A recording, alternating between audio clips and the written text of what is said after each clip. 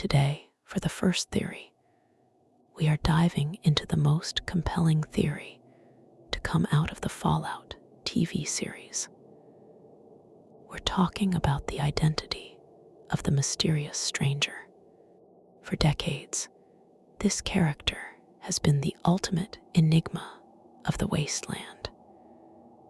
But with the introduction of Cooper Howard, also known as the Ghoul, we might finally have a name to put to the trench coat. Let's break down the evidence. Theory number 1. Cooper Howard is the mysterious stranger. If you've played the games, you know the drill. You're in a tight spot, VATS is active, and suddenly a man in a fedora appears, deletes your problem with a .44 Magnum, and vanishes. This theory suggests that this isn't some supernatural guardian angel, but actually Cooper Howard himself, moving across the country over the last 2 centuries. 1. The VATS, combat proficiency. The first thing we have to look at is the combat. In the games, the mysterious stranger is defined by a 100% critical hit rate and a specific snap-to-target speed. When we watch the Ghoul in action, specifically during that massive shootout in Philly, his movement is almost eerie. He doesn't just shoot, he cleans the room with mechanical precision. He exploits weaknesses in power armor and hits targets without looking, which many fans argue is the show's way of visualizing a max-level character using VATS. If the mysterious stranger is just a legend born from a real person's legendary marksmanship, Cooper Howard is the only person in the lore who fits the stat block. 2. The 200-year timeline. This is where the math really starts to back the theory up. The mysterious stranger has been spotted in 2161, California, Fallout 1. In 2241, Oregon, California, Fallout 2. In 2277, DC, Fallout 3. In 2281, Nevada, Fallout, New Vegas. In 2287, Boston, Fallout 4. A normal human would have been dead for a century by the time the Boston sightings happened. However, we know Cooper Howard was turned shortly after 2077. As a ghoul, he is functionally immortal as long as he has his vials. He has the longevity to be present for every single game protagonist's journey, potentially crossing paths with them during his own 200-year search for his family. 3. Iconic visuals and the musical sting. Let's talk aesthetics. The stranger is famous for the trench coat and fedora. Now, Cooper Howard is a cowboy. He wears a leather duster and a Stetson. But look at the silhouette. In the heavy radiation and dust of the wasteland, a duster and a trench coat create the same iconic profile. Even more telling is the audio. Every time the stranger appears in game, you hear that iconic Western guitar sting. The TV series leans heavily into this, giving the Ghoul a musical theme that feels like it was ripped straight from an Ennio Morricone score. It's a meta-nod that links the characters, cowboy actor, roots to the mysterious stranger mythos. 4. The lonesome drifter connection. This is the smoking gun for a lot of lore heads. In Fallout, New Vegas, you meet a character called the Lonesome Drifter, who is heavily implied to be the stranger's son. He says his father was a mysterious man who was never around and eventually just disappeared. This perfectly mirrors Cooper Howard's tragic arc. Before the war, he was a massive movie star always away on set. After the war, he became a nomadic bounty hunter, arguably disappearing from society to become a ghost of the past. If Cooper is the stranger, his interventions in the games might just be him passing through while looking for Janey, helping out a fellow traveler before moving on. The verdict, is it confirmed? Not yet. But the theory that the mysterious stranger is actually just the wasteland legend of Cooper Howard is almost too perfect to ignore. It turns a gameplay mechanic into a tragic 200-year story of a man who became a ghost in his own world. If you thought the mysterious stranger theory was wild, wait until you hear about Theory 2, the Unwitting Trigger. This one is dark, even for Fallout standards. It suggests that our favorite gunslinging ghoul, Cooper Howard, didn't just survive the apocalypse, he might have accidentally caused it. Theory number 2, the Unwitting Trigger theory. The core of this theory is that Vault-Tec used Cooper Howard as the ultimate patsy. Instead of the bombs being dropped by a foreign superpower or a calculated corporate decision alone, this theory posits that Cooper was manipulated into performing an action that served as the final catalyst for the Great War. 1. The blackout and missing time. In the show's flashbacks, we see Cooper's life spiraling. He's losing his career. His wife Barb is deep in the Vault-Tec conspiracy, and he's increasingly desperate. Lore theorists have pointed out that there are gaps in the pre-war timeline where Cooper's whereabouts are unaccounted for. We know Cooper has a history of self-medicating with alcohol and potentially other substances as his world falls apart.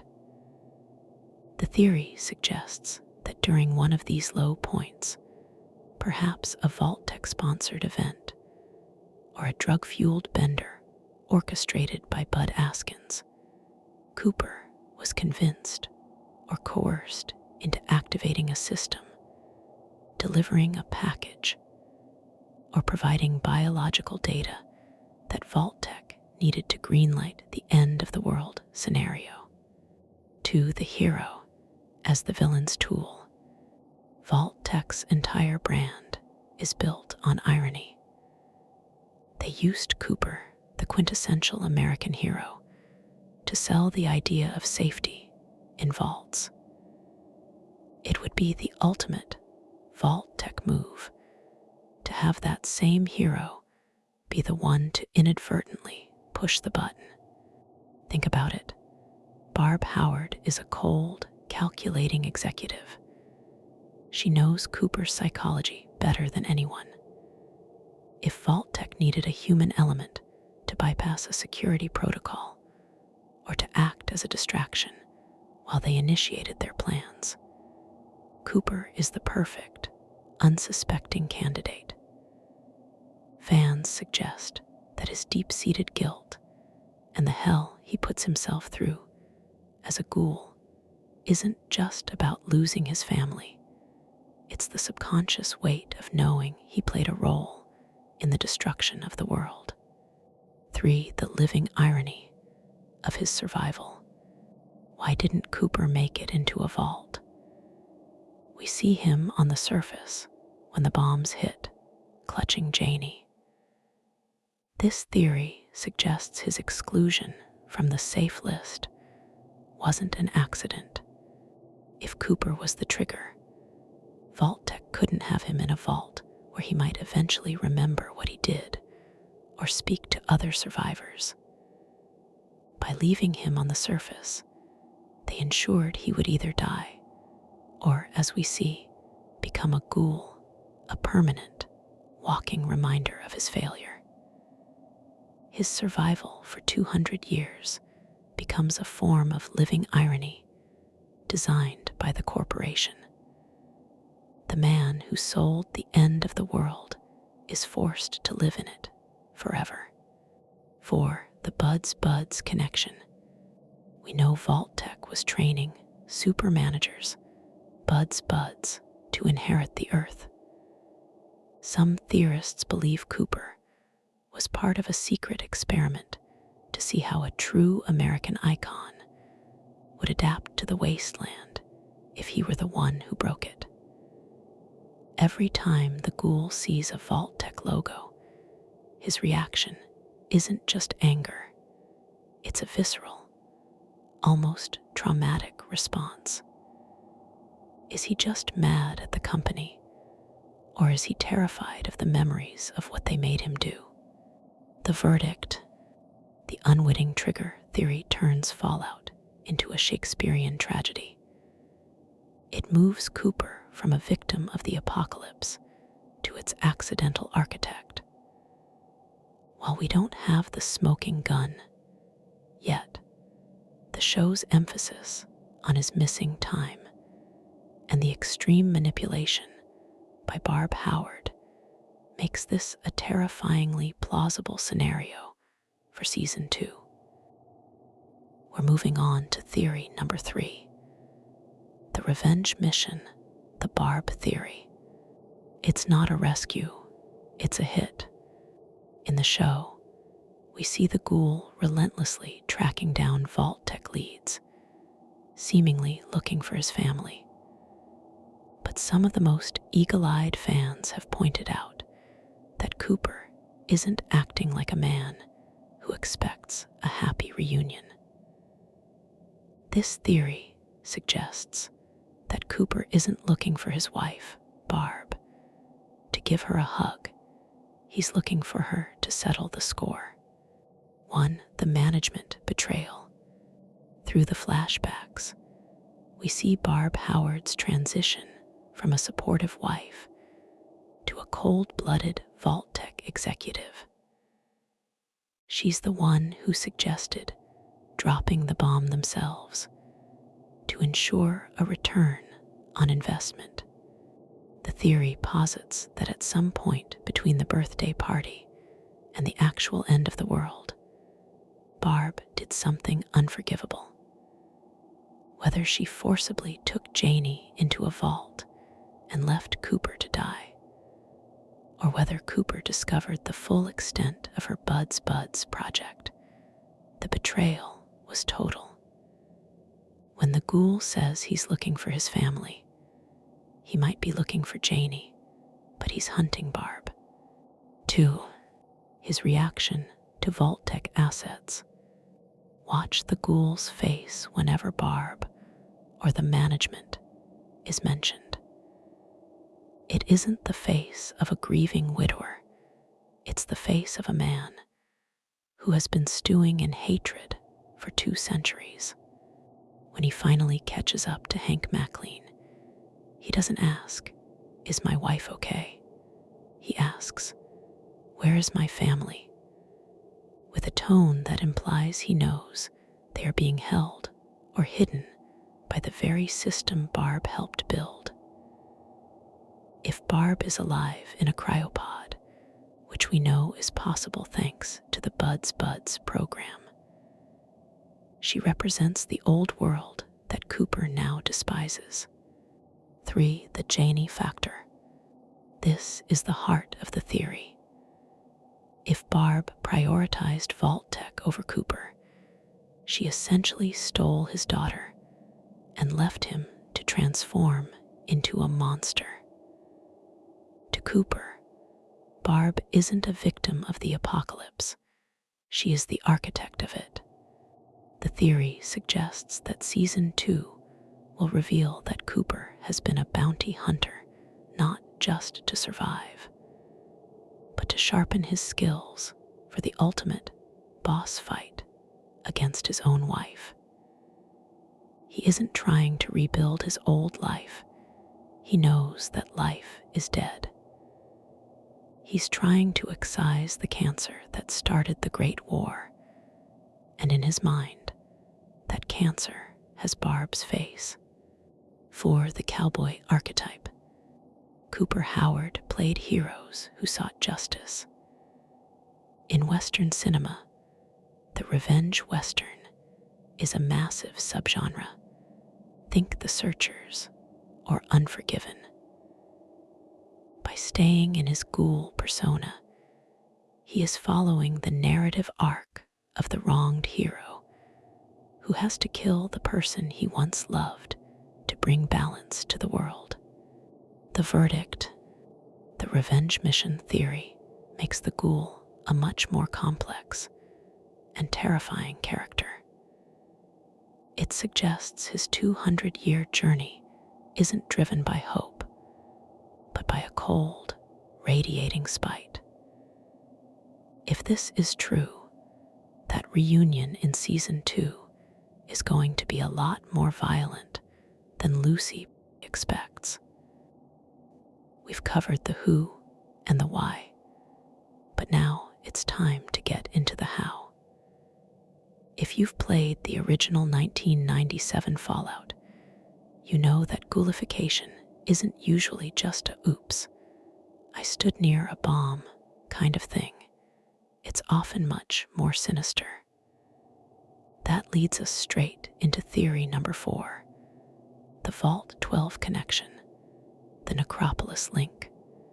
This theory bridges the gap between the TV show and the old world lore of the classic games. For those who don't know, Vault-12, located under Bakersfield, California, was one of the most twisted social experiments in Vault-Tec's history.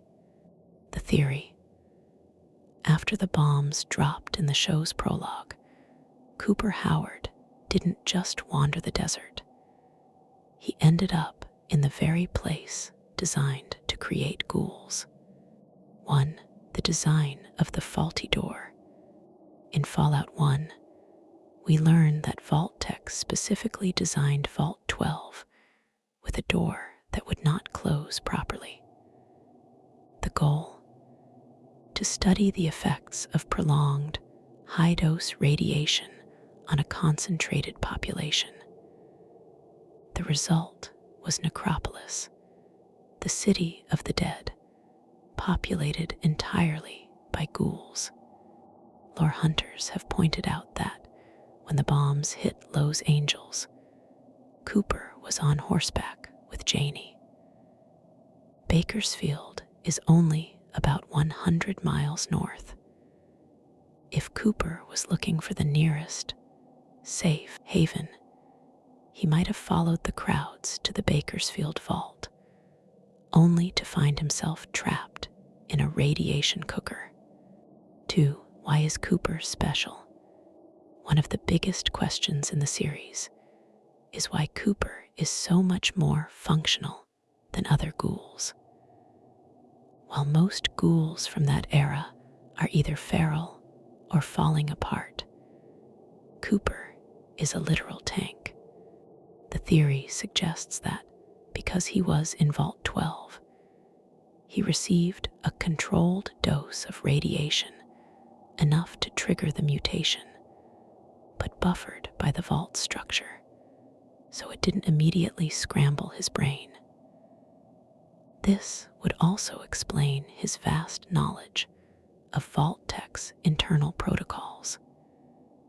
He didn't just learn about them from Barb. He lived through the horror of their experiments firsthand. 3. The timeline alignment. The TV show takes place in 2296. But the events of Necropolis happened much earlier, around 2161. If Cooper was an original resident of Vault 12, it explains how he survived the initial Great Summer of radiation that killed most surface dwellers. He would have seen the rise and fall of the first Ghoul civilization, giving him over a century of wasteland survival experience before Lucy was even a glimmer in Hank's eye. For the Set connection. In the games, the leader of the Necropolis ghouls was a man named Set. While Cooper clearly isn't Set, some fans think they might have been rivals or allies in the early days. It adds a layer of old-school street cred to Cooper's character. He isn't just a bounty hunter. He's a founding member of the ghoul species. The verdict, the Vault 12 connection, is the ultimate fan service theory. It ties the show's high production values back to the isometric roots of the franchise. If Cooper was a victim of the Bakersfield experiment, his hatred for Vault-Tec isn't just professional, it's deeply, physically personal. We've talked about the bombs and the biology, but now we need to talk about the mind. How does a man live for 219 years in a rotting body without losing his mind? That brings us to theory number 5, method acting to stay sane. This theory suggests that Cooper Howard isn't just the ghoul because he looks like one. He's playing the role of the ghoul to prevent his brain from turning into radioactive mush. In the Fallout universe, going feral is the ultimate fear for any ghoul. It's when the radiation finally eats away the higher functions of the brain, leaving only a mindless, aggressive animal. Fans believe Cooper is using his pre-war training as a Hollywood A-lister to perform the ultimate method act. 1. The cowboy persona as an anchor. Before the war, Cooper Howard was the face of the American Western. He played the stoic, grit-toothed hero who always had a plan and a fast draw. The theory posits that the ghoul isn't his real personality, it's a character he's wearing. By strictly adhering to the outlaw archetype, he gives his mind a framework to hold onto. He isn't a 200-year-old victim, he's a bounty hunter in a Western. This narrative structure acts as a mental anchor, keeping the hollow, feral state at bay by keeping his ego focused on a script. 2. The power of the kit. Notice how much care Cooper takes with his gear. His hat, his duster, his customized weaponry. It's essentially a costume. In acting, the kit helps an actor inhabit the headspace of a character. For Cooper, maintaining his equipment isn't just about survival. It's about maintaining the self. Every time he tips his hat or uses a classic Western one-liner, he is reinforcing the barrier between his consciousness and the madness of the radiation. If he stops being the cowboy, there's nothing left to stop the feral transformation. 3. Dissociation as survival. We see the ghoul do some pretty horrific things, eating people, using Lucy as bait, cold-blooded executions. Lucy even calls him out on it, asking what happened to the man on the posters. The theory suggests that Cooper has to dissociate. The method acting allows him to distance his true self, the loving father and husband, from the atrocities he has to commit to survive. If he let himself feel the weight of 200 years of guilt as Cooper, he would break. By staying in character, he can treat the wasteland like a movie set where the stakes are high, but the self remains protected. For the final act, this theory adds a tragic layer to his search for his family. Many fans think Cooper knows he's reaching the end of his vial supply or his natural sanity. He is trying to finish his movie, find his daughter, before he finally breaks character and lets the curtain fall. The verdict: the method acting theory turns Fallout into a meta-commentary on Hollywood. It suggests that Cooper Howard's greatest performance wasn't on the silver screen, but in the dirt of the wasteland, pretending to be a monster so he doesn't actually become one. If you're a fan of the games, specifically Fallout 4, this one is going to feel hauntingly familiar, but with a massive, tragic twist. Let's dive into theory number 6, the reverse Fallout 4 plot. In Fallout 4, you play as the sole survivor who wakes up from cryosleep to find your infant son, Sean. You spend the whole game looking for a baby, only to find out he's now an old man leading the most powerful and morally gray organization in the Commonwealth. This theory posits that the show is setting up the exact same reveal for Cooper Howard, but in reverse. 1. The cryopod reality. We know from the Buds reveal that Vault-Tec has a massive facility, Vault 31, filled with junior executives in cryosleep.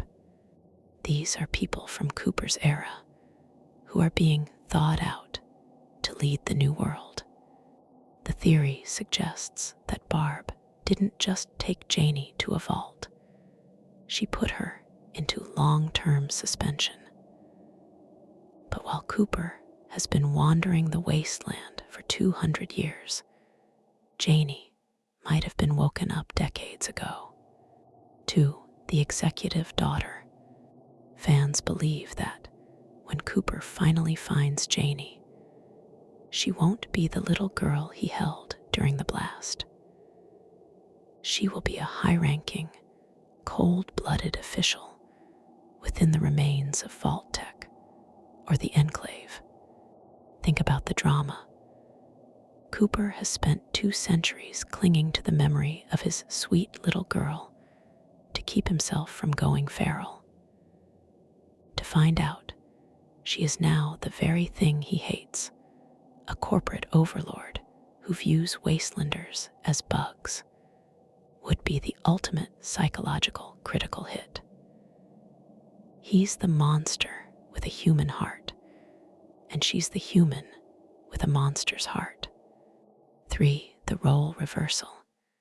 In this scenario, Cooper becomes the child in the relationship.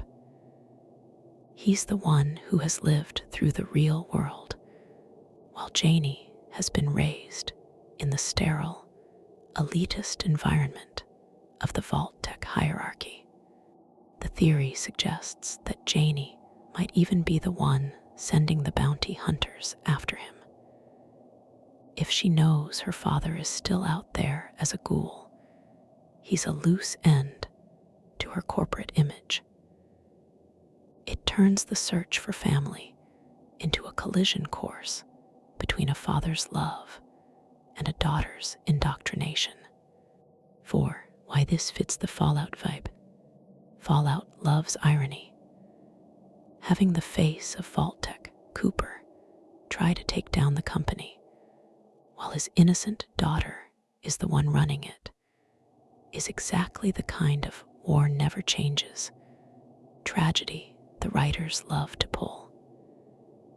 It mirrors the Sean/father reveal, but makes it even more personal because Cooper has actually suffered for those 200 years. The verdict, the reverse Fallout 4 theory, is the leading candidate for the big bad reveal of Season 2. It gives Cooper a reason to keep going, but also a reason to potentially give up. If Janey is the enemy, does Cooper Howard finally let himself go hollow? If you've been looking closely at the Ghoul, you've probably noticed something. He doesn't look like the smooth skin gone wrong zombies we see in the rest of the wasteland. His features are different. That brings us to theory number 7. The anchorage burns. This theory addresses the aesthetic of Cooper Howard. Most ghouls in the Fallout universe have that melted candle look, slack skin, no nose, and milky white eyes. But Cooper, he's got these deep, expressive human eyes and a facial structure that seems scarred rather than just rotted. The theory: Cooper Howard was already physically compromised before the first bomb even fell, and that changed how his body reacted to the radiation. The winterized veteran. We know from the show's flashbacks that Cooper was a decorated war hero who fought in the Battle of Anchorage. This was one of the most brutal conflicts in human history, involving power armor, extreme cold, and most importantly, experimental weaponry. Fans theorize that Cooper suffered severe chemical or thermal burns during his time in Alaska. In his acting days, he likely used heavy Hollywood makeup or even early-stage reconstructive surgery to hide the damage. When the radiation hit his body in 2077, it didn't just rot healthy skin. It interacted with his existing scar tissue and the potential chemicals used in his military treatment. 2. The human eye mystery. The most jarring thing about Cooper's look is his eyes. In the games, ghouls almost always have cataracts or ghoul eyes. Cooper's eyes are piercingly human. The theory suggests that Cooper might have been wearing experimental ocular tech or had undergone a specific military procedure pre-war to protect his vision from the whiteout conditions of Anchorage. This preconditioning might have shielded his retinas and optic nerves from the initial flash of the Great War, allowing him to retain his human gaze while the rest of his body succumbed to the necrosis. 3. The slow cook versus the blast. Most ghouls we see are the result of the initial blast or the black rain that followed. But if Cooper was already damaged goods from the war, his body might have had a unique cellular response. Think of it like a piece of wood that's already been charred. It burns differently the second time it's put in the fire. His Anchorage charring might be the reason he hasn't gone full zombie, even after 2 centuries. He's essentially double cured. 4. The visual metaphor. Narratively, this theory works because it bridges the 2 halves of his life. He isn't just a victim of the nuclear war. He's a victim of the resource wars that led up to it. His face is a literal map of American history, scarred by the defense of the country, and then melted by its collapse. The verdict, the Anchorage Burns theory, is a favorite for fans who love the war never changes theme. It suggests that Cooper Howard was a dead man walking, long before the sirens started blaring. It makes his survival feel less like a miracle and more like a lingering consequence of his past. We've analyzed Cooper as a character, but what if we analyze him as a player? That brings us to theory number 8, the high-level player meta-theory. This theory suggests that the Ghoul isn't just a character in the story. He is a living personification of a max-level Fallout player. If you've ever reached level 50 or 100 in Fallout 4 or New Vegas, you know the feeling. You aren't scared of deathclaws anymore. You know exactly where the best loot is hidden, and you've memorized every combat exploit. Fans believe the showrunners wrote Cooper Howard to reflect the experience of someone who has beaten the game and is now just playing on a new game plus save. 1. Exploiting the game mechanics. The biggest piece of evidence for this is the scene where the Ghoul takes down the Brotherhood of Steel Knights. He doesn't just shoot them. He targets a very specific, tiny flaw in the welding of the T-60 power armor, a flaw he knows about because he wore that armor during the Great War. In gamer terms, he's exploiting a hitbox glitch. He isn't fighting a boss, he's speedrunning a combat encounter. He knows the meta. He treats the world's most dangerous tech like it's a tutorial level because, to him, it is. 2. The inventory and chems management. Watch how the Ghoul handles his resources. He doesn't panic when he's injured. He calmly pops a rad away or inhales his yellow vial like a player, hitting a hotkey for a stimpack. He carries a massive, seemingly infinite array of tools, from his signature 20 explosive rounds to simple tracking tricks. Like a high-level player, he never enters a fight without the right build. He isn't just lucky. He has a 10 in luck and a 10 in agility, and he's using every perk in his arsenal, from bloody mess to gun nut. 3. The cynical pro attitude.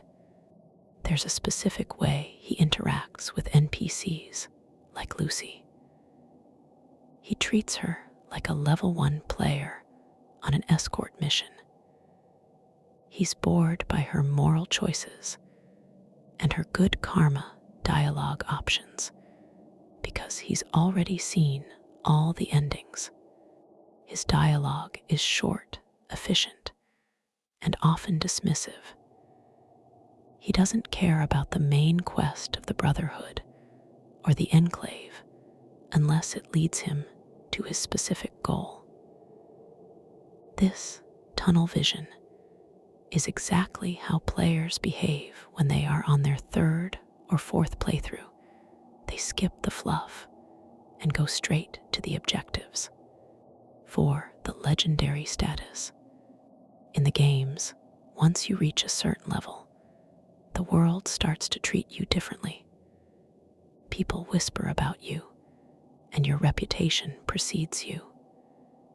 The Ghoul has that exact legendary status. When people hear he's coming, they don't just hide, they give up. He has reached the level cap of the wasteland, making him a force of nature rather than just a survivor. The verdict, the high-level player theory, is a brilliant meta-nod to the fans. It suggests that Cooper Howard is the ghost of players past, a reminder of what happens when you spend too long in the wasteland and lose your humanity to the grind. He is the ultimate endgame build. One of the biggest mysteries for game fans was that little yellow vial Cooper keeps inhaling. It's not a stim pack, it's not Jet, and it's definitely not Rad-X. That leads us to theory number 9, the yellow vial and the Hancock connection. This theory suggests that the drug Cooper uses to stay sane is actually a refined version of an experimental chemical first mentioned in Fallout 4.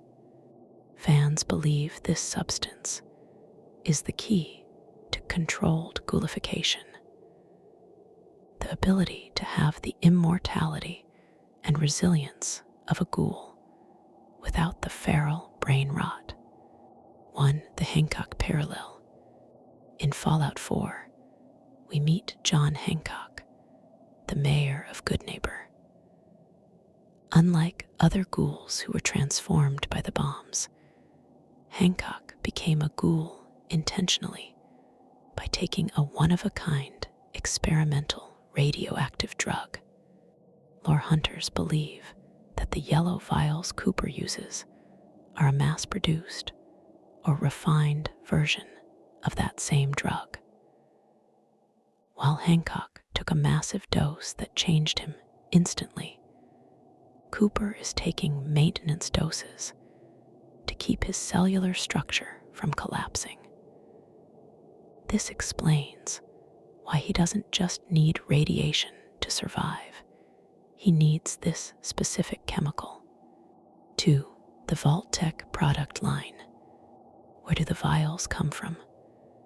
We see they are being distributed by organ harvesters and black market doctors. But the theory suggests the original patent belongs to Vault-Tec or West-Tec. If Vault-Tec was planning to inherit the Earth, they needed a way to survive on the surface if their vaults failed. The yellow vials might have been a plan B for executives, a way to turn into a ghoul, but keep your high-level cognitive functions. Cooper, having been married to a top executive, likely knew about this insurance policy and has been raiding old corporate stashes for 200 years. 3. The anti-feral mechanism. In the show, when a ghoul runs out of vials, they go hollow almost immediately. This suggests the drug isn't just a physical healer, it's a neurological stabilizer. The theory posits that the drug targets the hippocampus and the frontal lobe, the parts of the brain that radiation usually eats first. By flooding those areas with this yellow serum, Cooper is essentially pickling his brain in a state of 2077 era consciousness. It's a chemical barrier against the madness of the wasteland. 4. The Thaddeus connection. We see the young Squire Thaddeus take a mysterious elixir from a wasteland doctor that heals his foot instantly and implies he's becoming a ghoul. Fans have noted the color and the reaction are nearly identical to Cooper's vials. This suggests that the ghoul serum is the most valuable and dangerous commodity in the world, and Cooper is the only one who knows how to use it to its full potential. The verdict, the The yellow vial theory connects the TV, shows new mechanics back to the deep-cut lore of the Commonwealth. It suggests that being a sane ghoul isn't a matter of luck or willpower. It's a matter of addiction to corporate chemistry. Cooper Howard is literally being kept alive by the very company he's trying to destroy. We've talked about his guns, his daughter, and his biology. But for the final theory, we have to talk about the big picture. Why is Cooper Howard, the most famous man in the world, still alive and walking the surface, while every other executive is tucked away in a cozy cryopod? That brings us to theory number 10, the face of the apocalypse punishment. This theory suggests that Cooper Howard's survival isn't a miracle or an accident. It was a calculated corporate sentence. Vault-Tec didn't just want Cooper out of the way. They wanted him to be a permanent, living witness to the destruction he helped them sell. One, the Vault Boy irony. Before the war, Cooper was the face of Vault-Tec. He gave them the thumbs up, which, as we know from the show, is actually a way to measure a nuclear blast radius. He was the quintessential American hero, used to trick the public into thinking the end of the world was a product they could buy. The theory posits that Vault-Tec, specifically Barb and Bud Askins, viewed Cooper as a disposable asset once the marketing campaign was over. But killing him was too simple. By ensuring he was caught in the radiation, but had access to just enough serum to survive, they turned the Vault Boy into a walking corpse. 2. The ultimate social experiment. Vault-Tec is obsessed with experiments. Fans believe Cooper Howard is the subject of Experiment 0, the longevity of guilt. By leaving him on the surface to see the new world, which is just a graveyard of the old one, Vault-Tec is studying what happens when a man is forced to outlive his own legacy. He has to walk past his own movie posters rotting on walls and see the thumbs up logo on every rusted door. It's psychological torture on a 200-year scale. 3. The unattainable vault. Notice that Cooper knows exactly where the vaults are, but he never tries to break in and live there. He knows he blacklisted. This theory suggests that Barb Howard intentionally coded his biometrics as denied across the entire Vault-Tec network. He is forced to be a ghoul because he is the only person the New World managers are afraid of. He knows the truth about their origin. By keeping him as a mutated pariah on the surface, they ensure that even if he tells the truth, no one will believe a monster. 4. Witness to the return on investment. Bud Askins talked about winning the game of life by outlasting everyone else. This theory suggests they kept Cooper alive so that when Vault-Tec finally reclaims the surface, he will be there to see it. He is meant to be the last man standing from the old world, forced to watch as the corporate machine he once represented finally wins. It's the ultimate "I told you so" from a company that doesn't just want your money, they want your soul. The final verdict, the face of the apocalypse theory, is the most Fallout ending possible. It suggests that the Ghoul isn't just a survivor. He's a prisoner of a world that won't let him die because his suffering is a corporate data point. And that's the top 10. From being a secret super player to being the accidental trigger of the Great War, Cooper Howard is easily the most layered character we've ever seen in this franchise. Which theory is your favorite? Are you team Mysterious Stranger? Or do you think Janey is currently running Vault-Tec? Sound off in the comments, hit that like button, and subscribe for more deep dives into the Wasteland lore.